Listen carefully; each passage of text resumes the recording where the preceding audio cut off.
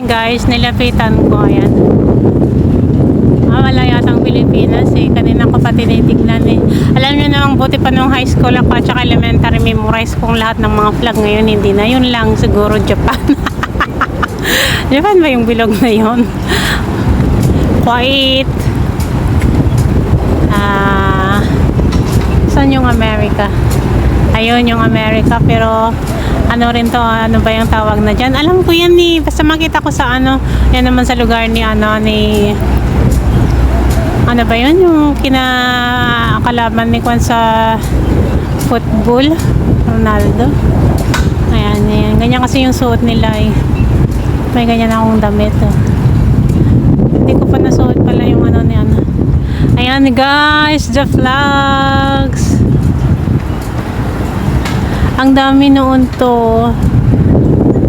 O, see?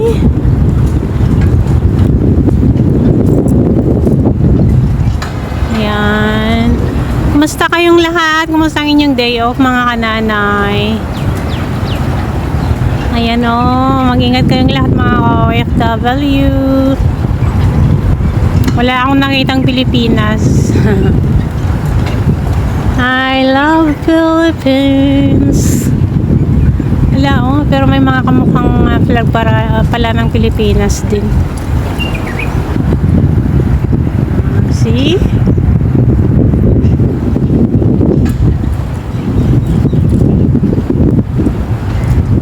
Ang ganda lang guys. O diba? Iba't ibang country. Ilan ba yung nagalaro noon kasi? Pero lahat ng ano invited eh. Depende lang sa bansa kung makapunta.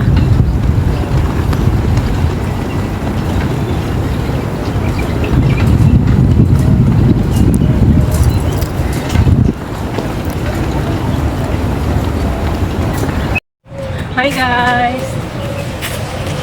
May malaki. Nakangiti. Nakitinaas ko na lang kasi ano kanina eh. Umulan. Blessed Friday mga kananay. Kumusta kayong lahat? Maganda na sana ditong pwesto kasi ang lawak ng upuan na parang lamesa. Ang sarap na rin sanang kumain kaso ang daming dumadaan guys, nakakatakot. Alam nyo guys, pag Ramadan, kailangan behave ka. Kung hindi ka nagpa-fasting, kailangan respetuhin mo rin yung religion nila. Yung itago mo naman ang bunganga mo. Gutom na ako guys kasi alam nyo, bakit tayong mga minum tayo ng vitamins, maintenance natin, and plus this, na niya yung chan ko. Gusto ko na kumain kasi wala akong mataguan eh. Nakakanya naman kasi pag may makakita and ano daw, pag mahuli ka daw ng makain kasi lalo na kapag yung makahuli sa'yo na is Muslim, mamulta ka daw guys. Kaya behave na lang tayo. Siyempre, nasa ibang bansa tayo na kung saan merong Ramadan, meron fasting, ganyan. Kaya mag-tiis na lang tayo. Pwede naman kumain anytime pag nasa bahay ka. Yung nga lang, pag nasa labas ka naman itago. Gutom na ako guys! Kayo guys, saan kayo ngayon? Friday? So baka next week, baka Huwebes or Friday or Saturday ako mag-day off. Depende kung matuloy yung party. Basta may party po kami sa Friday daw. Pag Ramadan guys, kunti regular lang din naman sana yung oras ko. Parang normal lang din na walang Ramadan. Kaso, just parang every 3 days, every 4 days may bisita kami.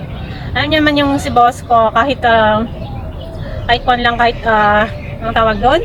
3 players, just like 6 people lang, ganyan ang pupunta, pero parang 20 guys, minsan guys, ang dami-daming pagkain talaga yung lamisa namin talaga, parang wala nang space ng plate ng mga bisita. Hindi lagi kong sinasabi sa kanya na ang too much food. Sabi ko kasi, syempre tayo guys, hindi tayo nasanay ng gano'n na yung magbisita ka lang ba yung sakto lang, hindi na bitin, hindi rin naman sobra-sobra, di ba rin masobra pero kaunti. Siya sobra-sobra talaga guys, napupundo sila doon sa freezer namin, buti na lang 3 ang ref, isang malaki tapos 2 freezer. ganyan. Tapos yung iba pa ipapamigay pa sa mga driver, sa baba, sa information, ganyan guys. Pero nanghihinayang ako and then sinabihan niya ako na ano na pag may bisita ha, wag mong sinasabi ang too much food sa sabi niya sa akin. Tapos nung ano, tumawa na lang ako, yung tumawa na lang siya. Tapos in-explain ko sa kanya na, kasi sa amin madam, pag ano kasi maraming nagugutuman, and then parang nanghihinayang ba ako sobra-sobra, sabi niya. Hindi na, sabi niya hindi daw masasayang kasi oo naman pinapamigay, hindi nilalagay sa freezer. Pero pag sobrang tagal na doon, at saka kahit pasaglit lang, pag sobrang tagal, wala na, hindi ako makain, sila talaga ako makain. Pero one time lang talaga guys, matagal man o hindi, basta pag mga galing sa freezer, one time lang talaga guys na na kakain sila doon, so nailagay din, and then itatapong, hindi pa pamigay. Buti kung kinakain ng binibigyan, tinatanggap lang nila yung ganun. So, nanghihinayang talaga ako guys, tapos sinabihan niya talaga ako na na pag daw akong nagsasabi ng too much foods pag may bisita. Ay, ganun siya eh.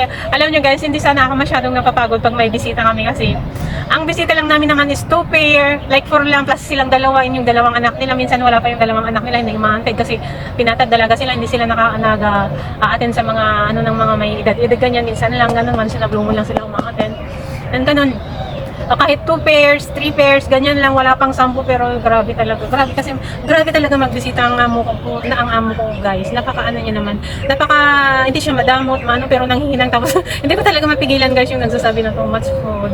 Tapos minsan gusto ko lang sabihin na yung lamisa overcrowded, na paano ba sila makakilos kumain, wala na silang maglagayan ng nila, ganyan. Sabi ko kasi, ang dami-dami talagang pagkain kasi hindi ko lang kasi kinukuhaan ng video picture kasi syempre privacy namin yung, pero alam niya na yung ugali ko pag may party, nagsasalita ako ng too much foods kasi except on that na talagang magluluto siya ng ganyan kasi ang mayaman guys. Akala nyo ba mahilig sila sa order? Except sa order, talagang magpursige silang magluto kasi ang special ko sa kanila is yung nagluluto sila. Yung effort nila guys, yun ang mahalaga sa kanila. Kahit hindi masyadong kinakain at hindi masyadong inuubos, pero talagang mas na-appreciate kasi nila yung sarili mong luto, ganyan. Kahit hindi naman gaano kasarapan. Kahit mas nauubos pa nga yung order, pero ganyan talaga ang mga mayayaman guys. Nag-i-effort talaga silang magluto. Hindi porket may pera ka, sige, ano ka na, yung order ka na ng order, ganyan sila. At saka, i-share ko lang din, dapat yung malaman ng mayayaman, maingat sa pagkain guys. Kahit gaano sila kadami ng pera, hindi sila kumakain ng more on order. Kumain sila ng more on fruits and vegetables, and kala natin yung mga para silang mga kambing o baka na kumakain ng mga gulay kasi more on health ang mga yun. Hindi sila masyadong kumakain ng mga sosyalidad na kumakain sila, pero not always. Hindi kagaya talaga ng mga sosyal na nakikita natin ba sa Pilipinas. And ganun ang gusto ko guys.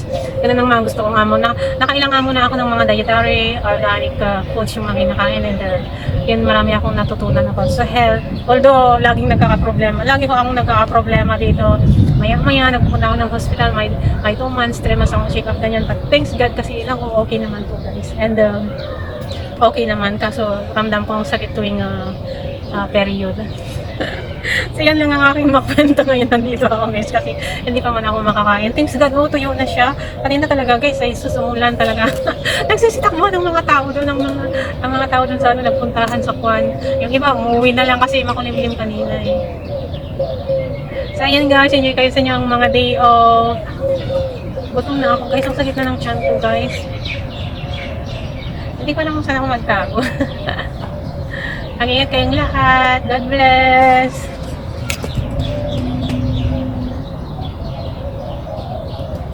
Alam niyo, lahat nga, hindi siguro Muslim ang mga nagpunta dito kasi may mga dala rin silang mga mga baon eh.